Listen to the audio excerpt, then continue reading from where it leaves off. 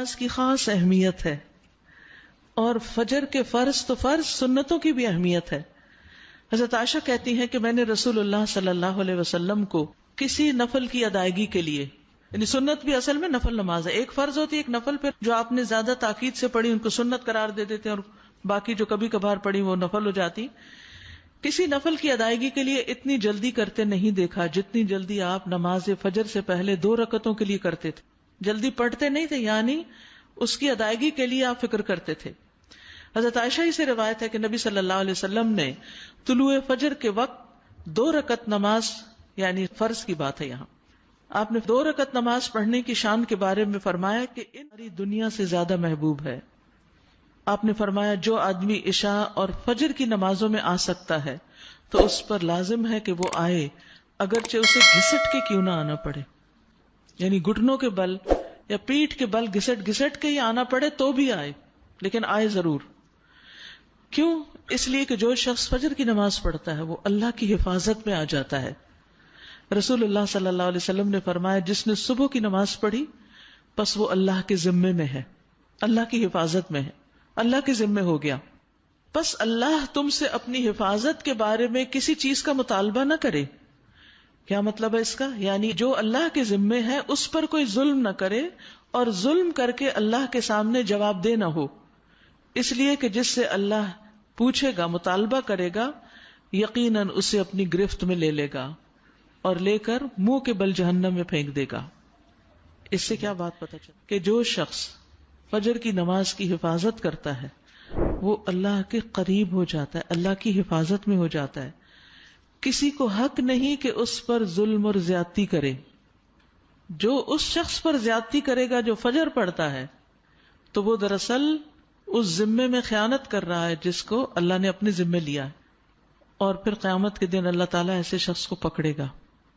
یعنی فجر پڑھنے والے کی عزت اور احترام لازم ہے، کیونکہ صرف مومن ہی اس کی پابندی کرتا ہے۔ بہت سے لوگوں کے لیے فجر کی نماز بڑی بھاری ہوتی ہے، وہ ایک خاص وقت سے پہلے نہیں اٹھتے۔ کچھ لوگوں کی اکثر ہی قضا ہو جاتی ہے، وہ چونکہ دیر سے سوتے ہیں تو صبح اٹھ نہیں پاتے، تو ان کی حفاظت اللہ کے ذمے پہ نہیں ہے۔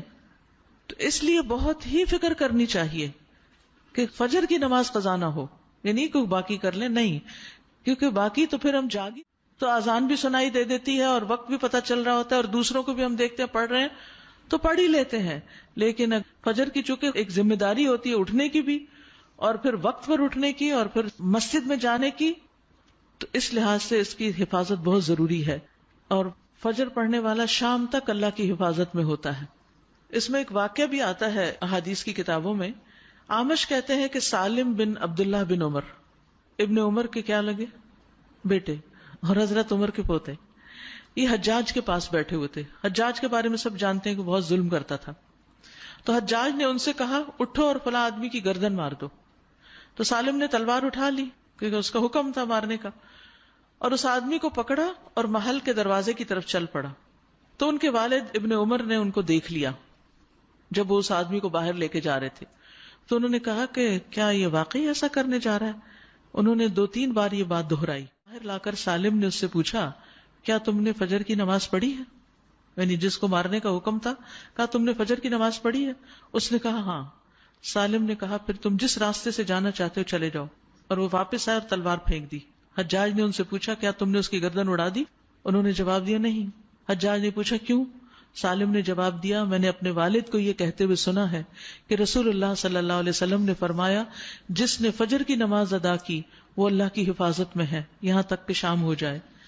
تو ان کے والد نے ان سے کہا کہ سمجھدار رہو، میں نے تمہارا نام اسی لیے سالم رکھا کہ تم سلامت رہو، یعنی اللہ کے ذمے کے اندر خیانت نہ کرو۔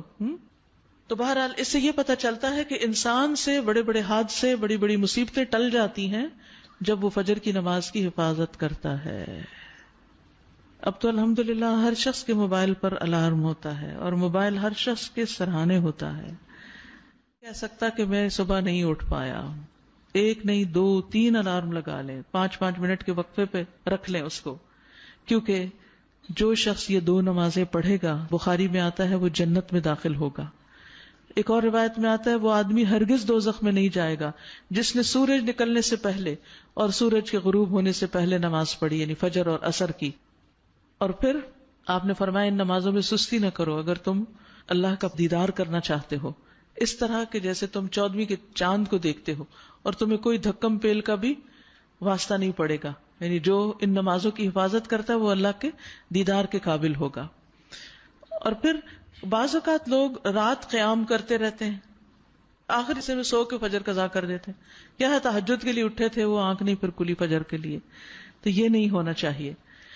عمر رضی اللہ عنہ کہتے ہیں میں صبح کی نماز با جماعت پڑھوں یہ مجھے اس سے زیادہ محبوب ہے کہ میں ساری رات کے نوافل سے زیادہ محبوب ہے کہ فجر کی نماز جماعت کے ساتھ. ہاں منافق پر فجر کی نماز بھاری ہوتی ہے، تو منافقت سے نکلنے کے لیے، نفاق سے نکلنے کے لیے اس نماز کی پابندی ضروری ہے. ابی ابن کعب کہتے ہیں ایک روز رسول اللہ صلی اللہ علیہ وسلم نے ہمیں صبح کی نماز پڑھائی. اس کے بعد فرمایا کیا فلاں حاضر ہے؟ لوگوں نے کہا نہیں. آپ نے پوچھا کیا فلاں آیا ہے؟ لوگوں نے کہا نہیں. آپ نے فرمایا بلا شبہ یہ دو نمازیں منافقوں پر سب سے بھاری ہیں، سب نمازوں سے زیادہ بھاری، یعنی فجر اور عشاء. اور اگر تمہیں معلوم ہو کہ ان میں کیا کچھ اجر و ثواب ہے تو تم ان میں ضرور آؤ، خواہ گھٹنوں کے بل ہی کیوں نہ آنا پڑے. تو اس لیے خود بھی اور اپنے گھر والوں کو بھی، اپنے بچوں کو بھی اس طرح